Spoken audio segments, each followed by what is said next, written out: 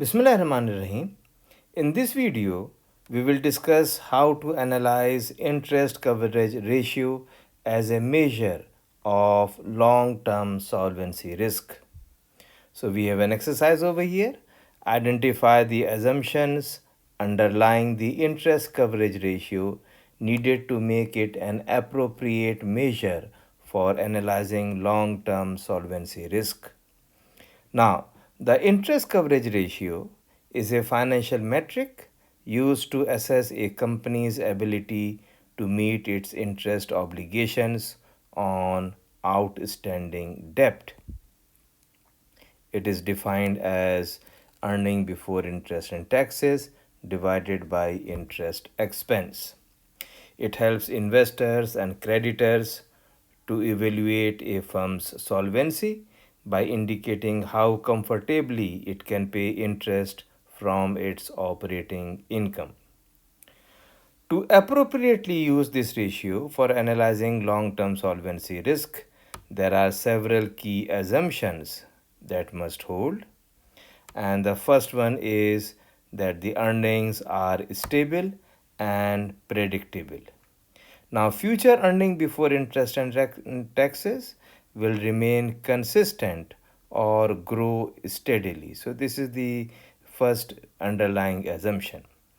As earning before interest and taxes can be volatile due to changes in sales, costs, or economic conditions. If earning before interest and taxes drop significantly, the interest coverage ratio may deteriorate quickly. Suppose a company has earning before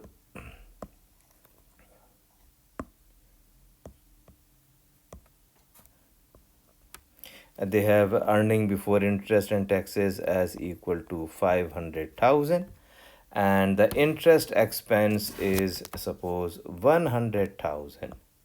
So the interest coverage ratio is equal to how much? It is equal to 5. Now, if the earning before interest and taxes fall to 200,000 and interest expense remains the same, that is 100,000, then the interest coverage ratio is going to be equal to 2, a much higher risk profile now. So this is the first underlying assumption.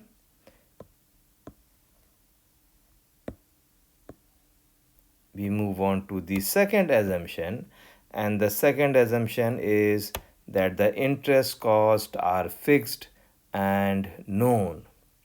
Now, the interest expense is predictable and won't suddenly increase.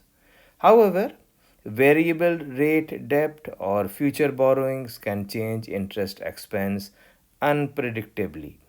Now, suppose if a company has a debt of say 1 million and the interest rate is 5%, so the interest expense is equal to 50,000.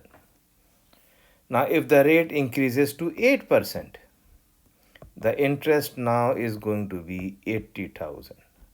Now, if the earning before interest and taxes are 500,000 and we go for the 5% interest expense, so that is equal to 10.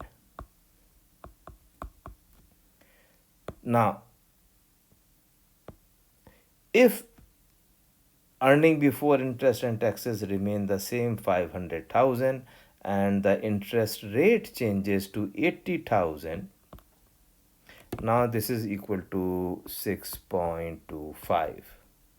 So what you can see that in this case the ratio decreases from 10 to 6.25 because of change in the interest cost, or in the interest rate.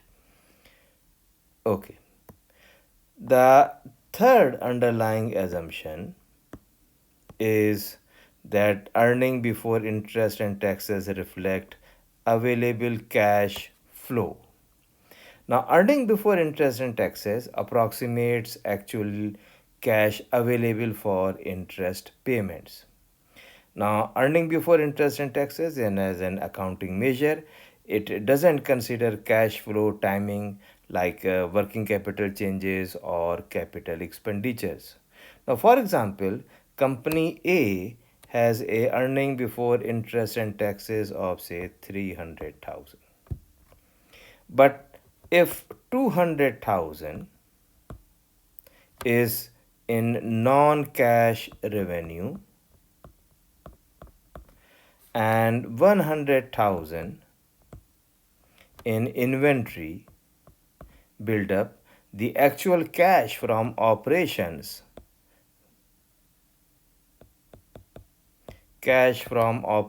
now is going to be zero. So despite a healthy coverage ratio, it may not have the cash to pay the interest as in this situation. Another assumption is no principal payments is considered. So the ratio only looks at interest, assuming debt principal is not due or can be rolled over. Now, the problem is that the long term solvency must include ability to repay or refinance principal. So, this ratio ignores that. Then, another assumption is it doesn't include other fixed cost. So we are assuming that interest is the only major financial obligation. But firms may also have lease obligations or sinking fund requirements which reduce ability to service the debt. Now, for example, the earning before interest and taxes is say 400,000 and the interest expense is 100,000. So interest coverage ratio is equal to 4. Now, if suppose the real cash from operations is 250,000, real cash from operations is suppose 250,000 and the lease payment is say 80,000. So the amount that is left for the interest will be 250 minus 80, that is 170,000, and the actual cash based coverage will be 170,000 divided by the interest expense, that is 100,000. So this is equal to now 1.7. So to conclude, the interest coverage ratio is useful but only under some key assumptions, like there should be a stable earning before interest and taxes, there should be predictable interest and expenses, earning before interest and taxes reflect cash flow, there is no immediate principal repayments, there is no significant other fixed obligations. So if these assumptions don't hold, you should supplement the analysis with metrics like cash flow coverage, debt service coverage ratio, and free cash flow to debt. So we hope that we are able to explain how to analyze the interest coverage ratio as a measure of long-term solvency risk. And this completes the video on how to analyze interest coverage ratio as a measure of long-term solvency risk.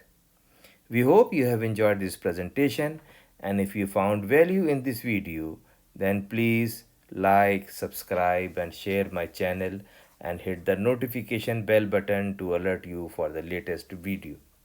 Remember, effective questioning brings insight, which fuels curiosity, which cultivates wisdom. If you have any question or any suggestion regarding this session, then please put them in the comment box below or by email, and inshallah I will reply you back.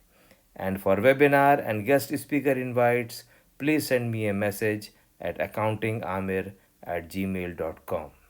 Accounting is AK. Thank you so much and happy learning.